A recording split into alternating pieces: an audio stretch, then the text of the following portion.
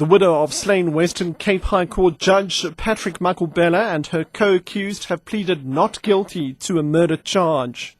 And judgment in one of South Africa's most brutal cash and transit cases continues in the North Gauteng High Court in Pretoria tomorrow. I'm Richard Brooks. The widow of slain Western Cape High Court Judge Patrick Makubela and her co-accused have pleaded not guilty to a murder charge. They are accused of murdering the judge in his Bantry Bay home in June 2009. Thandi Makubela has also pleaded not guilty to a charge of forgery and fraud relating to the last will and testimony of her husband. The trial finally got underway this morning after numerous postponements. The IFP says several organizations have approached it wishing to participate in a court action about the government's failure to grant a visa to allow the Tibetan spiritual leader, the Dalai Lama, to visit the country. The IFP leader, Mangosuthu Buthelezi, and COPE leader, Mosiwa Lekota, have taken legal action against the Departments of International Relations and Home Affairs. An IFP spokesperson, Mario Ambrosini, says 5 more organizations say they will ask to participate as friends of the court. He says both departments have given notice that they will oppose the action challenging the legality of the government's failure to make a decision on the granting of a visa. Judgment in one of South Africa's most brutal cash and transit cases will continue in the North Gauteng High Court in Pretoria tomorrow.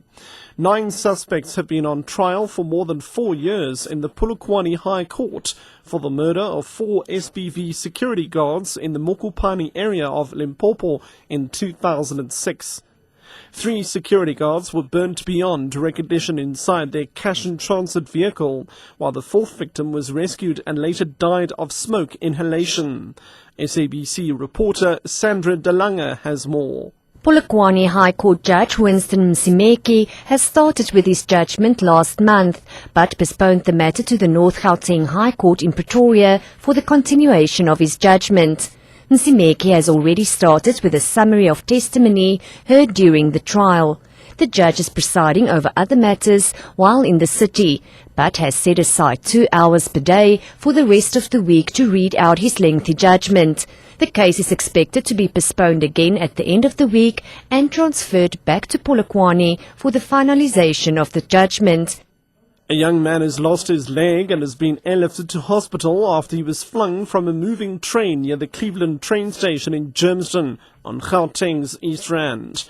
Police are investigating the circumstances leading to the accident.